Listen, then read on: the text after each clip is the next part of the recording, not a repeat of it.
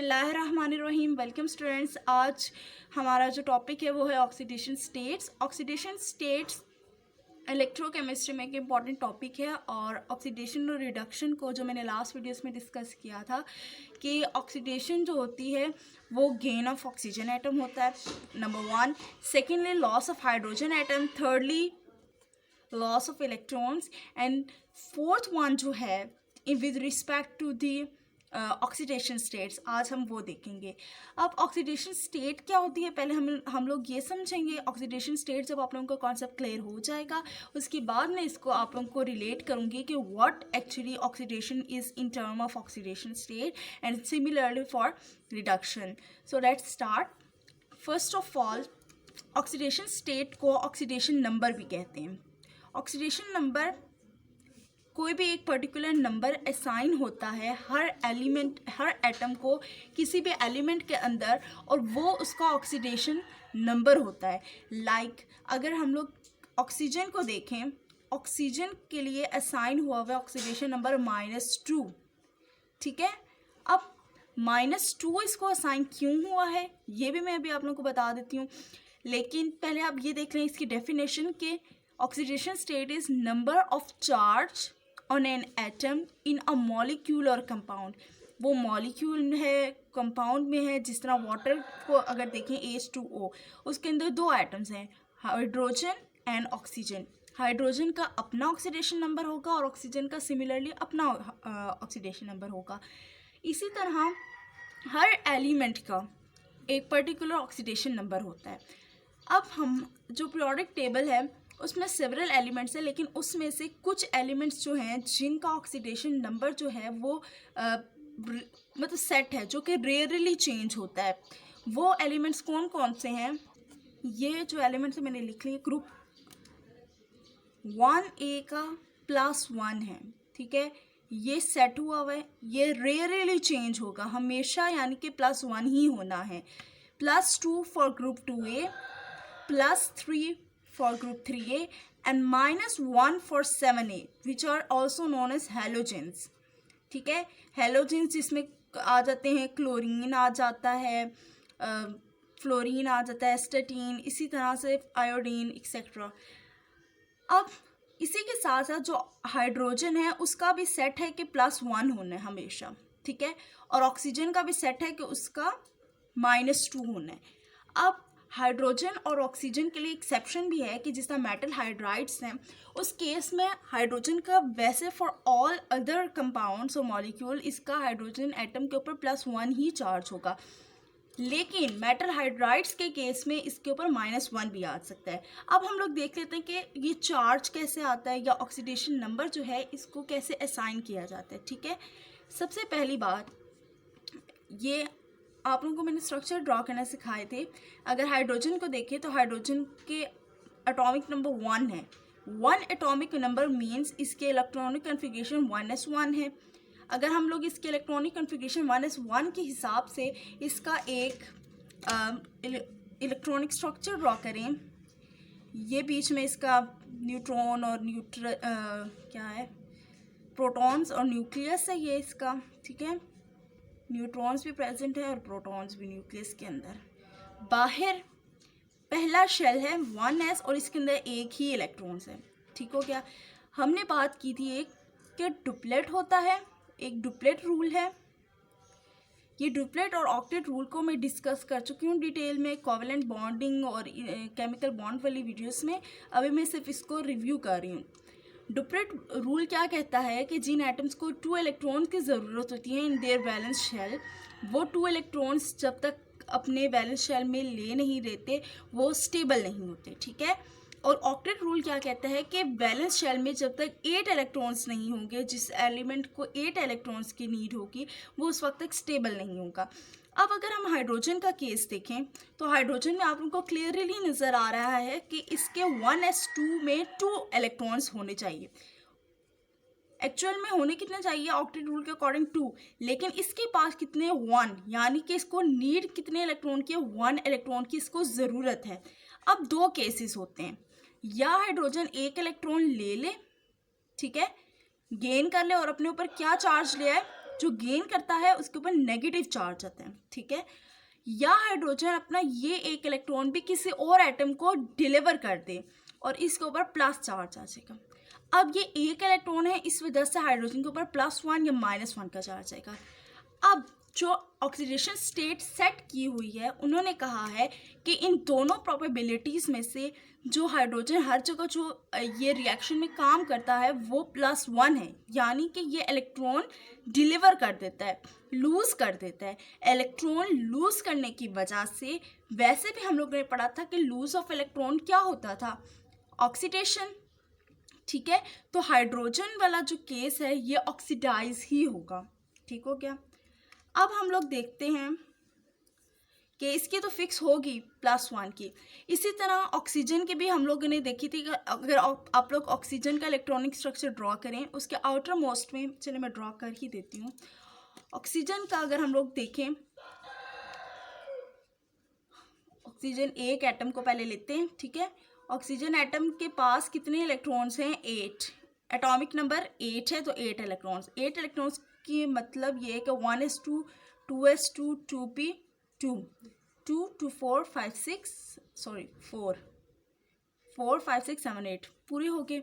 अब इसका हम लोग ड्रॉ कर लेते हैं स्ट्रक्चर।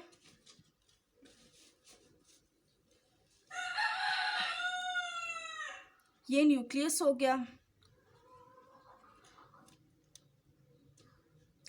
पहला शेल है तो 1s2 2 इलेक्ट्रॉन्स फिल हो गए।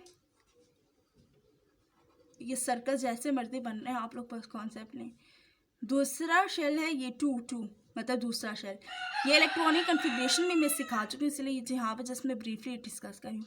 4 5 6 6 इलेक्ट्रॉन है, 1 2 3 4 5 एंड 6, ठीक हो गया। अब इस असल में जो 2 सब शेल है, यानी कि एल जो शेल है, इसके अंदर 8 इलेक्ट्रॉन्स होने चाहिए, ठीक है। लेकिन इसके पास हैं कितने, 6 इलेक्ट्रॉन्स है। इसका मतलब होने 8 चाहिए लेकिन इसके पास 6 है, यानी कि इसके पास 2 इलेक्ट्रॉन्स जो हैं उसकी नीड है इसको, ठीक है। अब 2 चांसेस हैं, या तो ये 6 इलेक्ट्रॉन्स क्या करे, लूज़ कर दे, ये सारे के सारे 6 इलेक्ट्रॉन को किसी और को दे दे, तो तब क्या होगा कि इसका डुप्लेट रूल सेटिस्फाई होगा। या फिर 2 इलेक्ट्रॉन्स ले ताकि अपना ऑक्टेट यानी कि 8 इलेक्ट्रॉन्स पूरे करे जो इसको चाहिए। तो कौन सी चीज़ इसके लिए फिजिबल है, 2 इलेक्ट्रॉन्स की गेन। तो क्या होता है, ऑक्सीजन हर हाल में ही 2 इलेक्ट्रॉन्स गेन करता है, गेन करने की वजह से इस पर नेगेटिव चार्ज आता था और 2 इलेक्ट्रॉन्स हैं, तो ये हमेशा यही करता है except in the case of peroxides, यानी कि जब OF2 बनता है। OF2 क्या है, OF2, ठीक है। फ्लोरीन जो है ये एक स्ट्रॉन्ग मेटल हाइड्राइड है, ठीक है। स्ट्रॉन्ग मेटल नहीं, हाइड्राइड है, ठीक है। अब स्ट्रॉन्ग हाइड्राइड होने की वजह से क्या होता है कि उसके अंदर ज़्यादा पावर है कि वो इलेक्ट्रॉन्स को एक्सेप्ट करे, ठीक है। जब उसके अंदर ज़्यादा पावर है टू एक्सेप्ट द इलेक्ट्रॉन्स, तो क्या होगा, ऑक्सीजन इस केस में अपने आप के इलेक्ट्रॉन्स लूज़ कर देगा instead to gain the electrons. तो जब वो गेन नहीं करेगा और लूज़ कर देगा तो उसके ऊपर पॉजिटिव चार्ज आ जाएगा, जो कि जो स्टैंडर्ड कंडीशन थी ऑक्सीजन की उससे सेटिस्फाई नहीं कर रहा। तो उस केसेस को छोड़ के वैसे फिक्स्ड ऑक्सीजन की ऑक्सीडेशन स्टेट है वो -2 ही होती है, यानी कि इसने हर हाल में 2 इलेक्ट्रॉन को गेन करना होता है इन ऑर्डर टू स्टेबल। सो इसी तरह से ग्रुप 1A के एलिमेंट्स जो हैं, इसको मैं पीरियोडिक टेबल से आप लोगों को समझाती हूँ, ज़्यादा अच्छा समझ आएगा। अब इस पीरियोडिक टेबल से देख लेते हैं। ग्रुप 1A का मैंने क्या कहा है कि +1 होगा हमेशा। ग्रुप 1A के अगर हम एलिमेंट्स देखें तो ये क्या है, hydrogen, lithium, sodium, potassium, rubidium. अब जो पोटाशियम और सोडियम है इसके स्ट्रक्चर्स मैंने ड्रॉ करवाए थे केमिकल कंपाउंड्स में।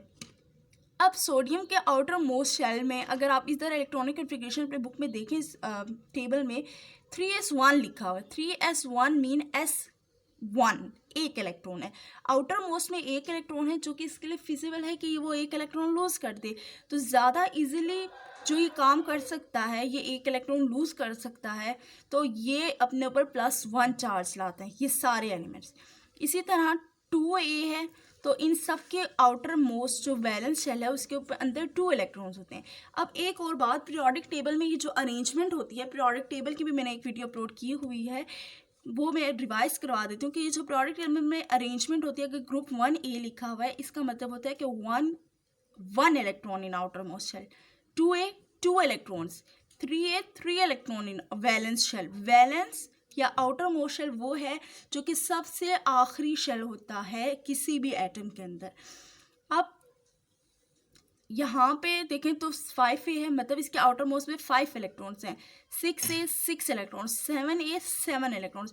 अब आप लोग खुद देखें, ग्रुप 1A के लिए मैंने कहा था कि 1 इलेक्ट्रॉन ये प्लस चार्ज है ना, प्लस मतलब ये लूज करेगा, और 1 क्या कह रहा है कि ये 1 इलेक्ट्रॉन लूज करेगा। तो ग्रुप 1A के आउटर मोस्ट में एक ही इलेक्ट्रॉन है, तो ये क्या करता है, वो 1 इलेक्ट्रॉन लूज कर देता है। ठीक हो गया। अब ग्रुप 2A को देखें तो इसका चार्ज होता है +2 होता है।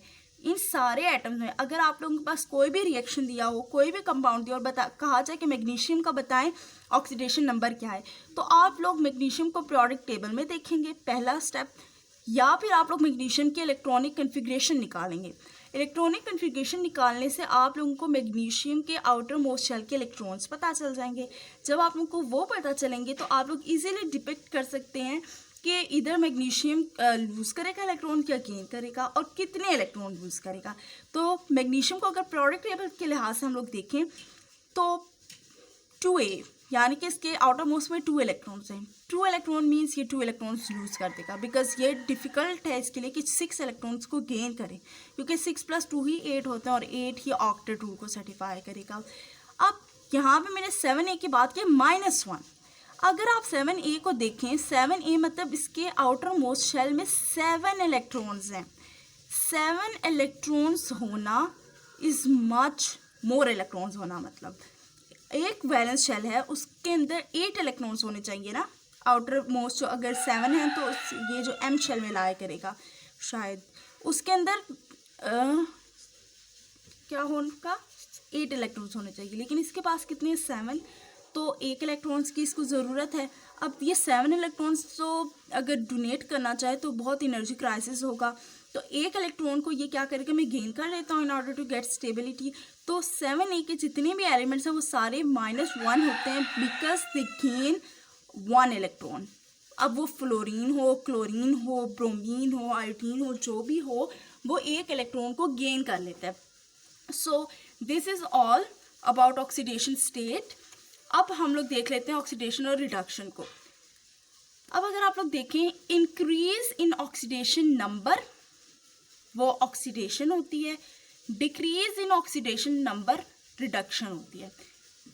ठीक है, यानी कि ये ऑक्सीडेशन नंबर जो है किसी भी एलिमेंट का, फर्स्ट करें उसका 0 से +1 पे क्या है, कोई भी केमिकल रिएक्शन हो रहा है ना, देखिए N2 है +H2 है, ये NH3 बना रहा है, ठीक हो गया, ये कोई केमिकल रिएक्शन हो रहा है, यहाँ पे भी हाइड्रोजन है, यहाँ पे भी हाइड्रोजन है, यहाँ के ऑक्सीडेशन स्टेट यहाँ से डिफर करेगी, ये मैं अपनी नेक्स्ट वीडियो में बताऊंगी इंशाल्लाह। बस अभी आप ये कॉन्सेप्ट लें कि इंक्रीज इन ऑक्सीडेशन नंबर और डिक्रीज इन ऑक्सीडेशन नंबर, और इसको फिंगर टिप्स में याद कर लें।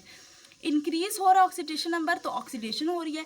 अगर तो -1 से -5 पे चला गया, माइनस में जितनी टर्म बड़ी होती जाती है उतना वो एक्चुअल में पीछे जा रहा होता है, छोटे हो रहा होता है।